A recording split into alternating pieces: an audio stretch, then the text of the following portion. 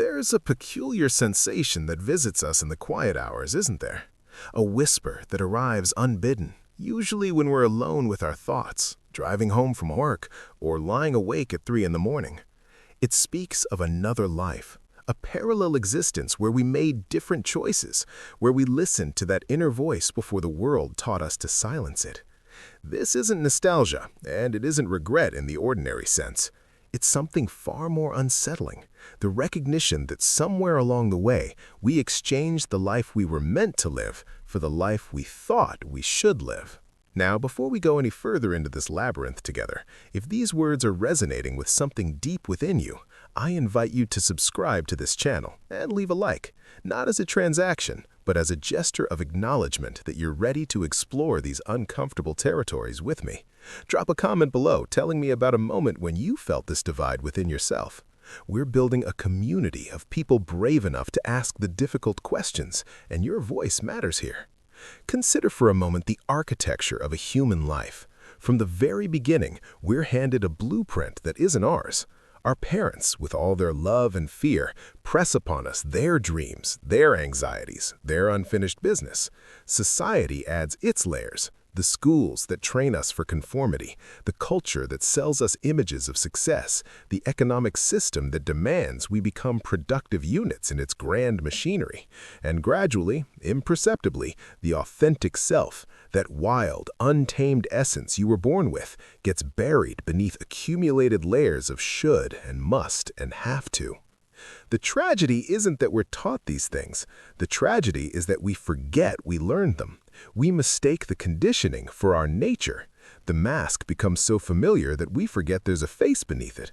You see, the life you settled for isn't necessarily a bad life. It might even be, by conventional measures, a successful one. Good job, nice home, stable relationships, respect from peers. But there's that whisper again, that persistent, maddening whisper that asks, is this all? Is this what I came here to do? What's fascinating is how skillfully we've learned to silence that voice. We develop elaborate defense mechanisms, intricate rationalization schemes. We tell ourselves that dreams are for children, that security matters more than passion, that responsibility requires sacrifice of the self. We point to our obligations, our mortgages, our families, our age. We construct such convincing arguments for why we must continue on this path that we almost believe them ourselves. Almost. But the voice doesn't disappear. It can't, because it isn't separate from you. It is you, the original you, the essential you, the you that existed before the world got its hands on you and began its well-intentioned sculpting. This voice speaks in the language of longing, of restlessness, of those moments when you catch yourself staring out windows imagining other versions of your life. It speaks through your envy when you see someone living boldly, through your resentment when you feel trapped, through your quiet desperation in those hours when the distractions fail and you're left alone with the truth. The question that haunts us isn't really about the past, though it may seem that way. It's not about going back to some fork in the road and choosing differently. That's fantasy, and fantasizing about alternate histories is just another way of avoiding the present moment. No, the real question, the question that cuts to the bone, is this: what do I do now? How do I bridge this chasm between the life I'm living and the life that's calling me? And here's where it gets interesting, where the plot thickens in this drama of existence, because the moment you truly ask that question, not rhetorically, not as a complaint, but as a genuine inquiry, something shifts. You've acknowledged the divide. You've stopped pretending. You've admitted that there's a discrepancy between your outer circumstances and your inner truth. And that admission, painful as it is the beginning of transformation. It's the first crack in the shell, the first ray of light penetrating the comfortable darkness. Let's talk about fear, because fear is the guardian at the threshold between these two lives. It's the dragon that breathes fire whenever you contemplate stepping from the known into the unknown. And make no mistake, fear is intelligent. It doesn't simply roar at you. It speaks in the voice of reason, of prudence, of concern for your well-being. It says, what will people think? How will you pay your bills? Aren't you too old to start over? Haven't you invested too much to walk away now? What if you fail? What if you succeed and then lose it all? These are legitimate concerns, and fear presents them as such. But here's what fear doesn't tell you. Continuing to live a divided life has costs too. The cost of slow spiritual suffocation. The cost of looking back from your deathbed and realizing you never really lived, you only existed. The cost of the quiet resentment that builds up over decades of self-betrayal. The cost of teaching your children through your example that dreams are meant to be abandoned rather than pursued. We like to think of life decisions as binary. Either pursue your calling or maintain security. Either follow your heart or be responsible. Either live authentically or survive in the real world. But this is a false dichotomy, a trick of the fearful mind that wants to keep you paralyzed. The truth is more nuanced, more elegant, more possible than that. The life you were meant to live doesn't necessarily require burning down everything you've built. It doesn't demand dramatic gestures or reckless abandon. What it requires is something far more challenging: honesty. Honesty about what truly matters to you. Honesty about where you've been living according to others' expectations rather than your own values. Honesty about what you're actually afraid of beneath the surface concerns. Honesty about what lights you up, what makes time disappear, what you would do even if no one paid you or praised you for it. This kind of honesty is rare because it's radical. It threatens the entire structure we've built our identity upon. But let me tell you something about that structure, that carefully constructed edifice of the acceptable self. It's not as solid as it appears. It's maintained by constant effort, by perpetual vigilance, by the exhausting work of being someone you're not. When you begin to dismantle it, not violently, but gently, with awareness, you discover that the real you is stronger, more resilient, more capable than the persona you've been maintaining. You've been using all your energy to prop up a false self when your true self doesn't need propping up at all. It simply needs permission to emerge. Here's a question worth sitting with. What if the life you were meant to live isn't somewhere else waiting for you to find it? What if it's here, now, waiting for you to recognize it? What if it's been trying to express itself through you all along, but you've been too busy fulfilling obligations and meeting expectations to notice? The calling doesn't always come as a thunderbolt, as a clear directive from the universe. Sometimes it comes as a quiet preference, a subtle pull, a gentle inclination that you've been overriding for so long you barely hear it anymore. The settled-for life operates on autopilot. You know what comes next. You can predict your days, your years, your future with uncomfortable accuracy. There's a certain comfort in that predictability, yes, but there's also a kind of death in it.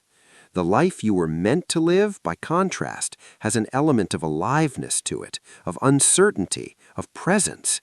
It requires you to be awake, to pay attention, to respond to what is rather than what should be. And this is what terrifies us most: aliveness. We say we want it, but when it comes knocking, we suddenly remember all our reasons to stay asleep. Because aliveness demands something from us. It demands that we show up fully, that we take risks, that we might fail, that we might be seen, that we might discover we're not who we thought we were. The settled-for life asks nothing of you beyond compliance. The meant-to-be-lived life asks everything. But here's the paradox, the beautiful, terrible paradox. Giving everything is how you finally feel whole. Holding back, protecting yourself, playing it safe, that's what creates the sense of incompleteness, the nagging feeling that you're not fully here. When you stop withholding yourself from your own life, when you stop editing your truth to make it acceptable, something remarkable happens. You come alive. Not in some metaphorical sense, but actually, palpably, undeniably alive. So what does it mean to live the life you were meant to live? Does it mean quitting your job tomorrow, leaving your relationship, moving to another country? Maybe. or maybe not. The externals aren't the point, though they may change as a result of inner shifts. The point is alignment, bringing your outer life into harmony with your inner truth. And that's not a destination, it's a practice, a daily choice, a continuous refinement. It starts small. It starts with noticing when you're performing rather than being, noticing when you're making decisions based on fear of judgment rather than genuine desire, noticing when you're spending energy maintaining an image rather than expressing what's real. This noticing, this awareness, is already a revolutionary act, because you can't unknow what you've seen. Once you become aware of the divide, you can't go back to unconscious settling. From noticing comes choice, and here's where people often stumble, because they think the choice must be dramatic, decisive, final. But transformation doesn't usually work that way. It's not about making one big choice, it's about making hundreds of small choices that accumulate over time. It's choosing to speak your truth in that meeting, even when it's uncomfortable. It's choosing to spend your Saturday doing something meaningful to you rather than something expected of you. It's choosing to have that difficult conversation you've been avoiding. It's choosing to invest time in that project that lights you up, even if it seems impractical. Each small choice is a vote for the life you were meant to live. Each small choice strengthens that authentic self and weakens the grip of the conditioned self. And gradually, imperceptibly at first, things begin to shift. You find yourself less concerned with what people think. You find yourself more willing to disappoint others in service of not disappointing yourself.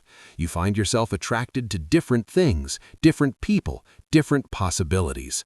The life you were meant to live starts to take shape, not as something you pursue, but as something you allow. And yes, there will be consequences.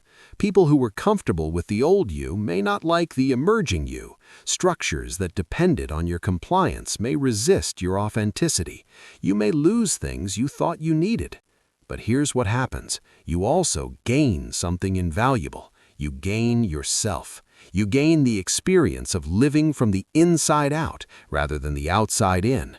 You gain the knowledge that you're spending your one precious life doing something that matters to you, expressing something real, contributing something genuine.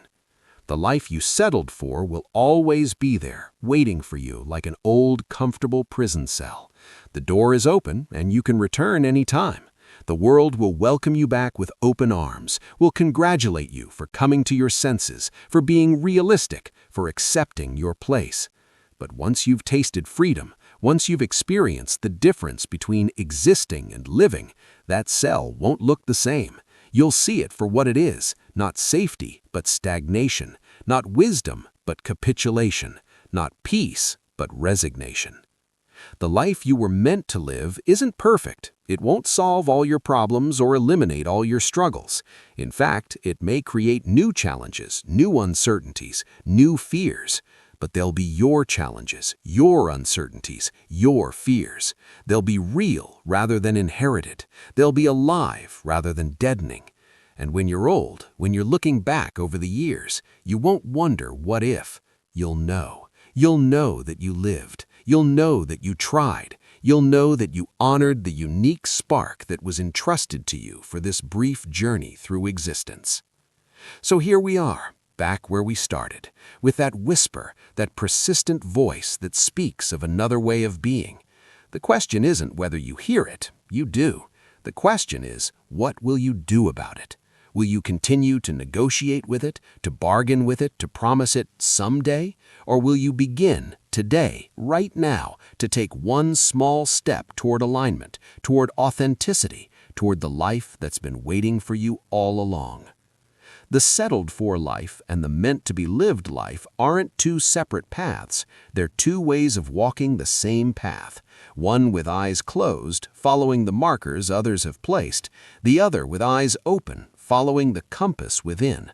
You don't have to know where that compass is pointing. You just have to trust it enough to take the next step, and then the next, and then the next, until one day you realize you're no longer settling, you're living. Finally, fully, completely living. And that whisper that haunted you, it's gone quiet. not because you silenced it, because you finally listened.